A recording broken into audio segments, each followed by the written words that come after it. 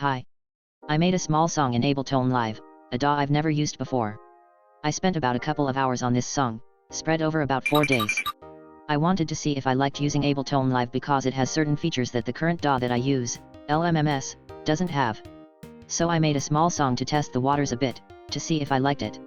Also, I did this completely blind, meaning I had no idea how to use Ableton Live, so if I do anything wrong, feel free to correct me by commenting down below. Anyways, enough with the introduction, let's start off with number 1, chords. The song is in C major and goes 3, 4, 5, and 6. The chords vary a bit, like every fourth cycle has the 1 chord instead of the 6 chords, so it can resolve a bit. I have 2 instruments playing the chords, an organ percussive and an e-piano MKI mellow, both are stock instruments that come with Ableton Live. The e-piano MKI mellow is playing the chords an octave higher than the organ percussive. It pretty much repeats like that the entire song. Next, I did the number 2, bass.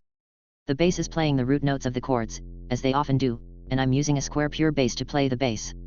The bass isn't doing anything special really, it's just doing its job as the bass. Moving on to something more involved, the number 3, drums. I am using the Chromatone drum kit for the drums. The drums start off with just the kick drum playing whole notes for 7 bars, then on the 8th bar, the drums play a transitional phrase that leads into the main part of the song. This is pretty much what the drums are playing for the first half of the main part of the song. Let's work our way from top to bottom, shall we? First, we got our closed hi-hats playing quarter notes with some rolls before the kicks and snares. Then we got our kick. The kick vinyl plays whole notes with some extra notes added, which act like rolls. We also got the kick blue room, which only plays whole notes, which helps strengthen the one. Last but not least we have the snare. The snare plays whole notes on the 2 and the 4. A clap also plays on the 4 to really strengthen the hit. Halfway through the song, the drums stop to give a bit of tension and spice up the song. The drums come back with a transitional phrase, leading into basically the same drum pattern but with a few of the things changed. Speaking of things that are last but not least, we have number 4, melody. The melody is pretty simple. It ascends and descends while also hitting chord notes, the notes that also appear in the chords. It basically repeats this throughout the entire song, with some variations. Also, you might notice this audio track. I tried putting risers and fallers, but they sounded weird so I deleted them.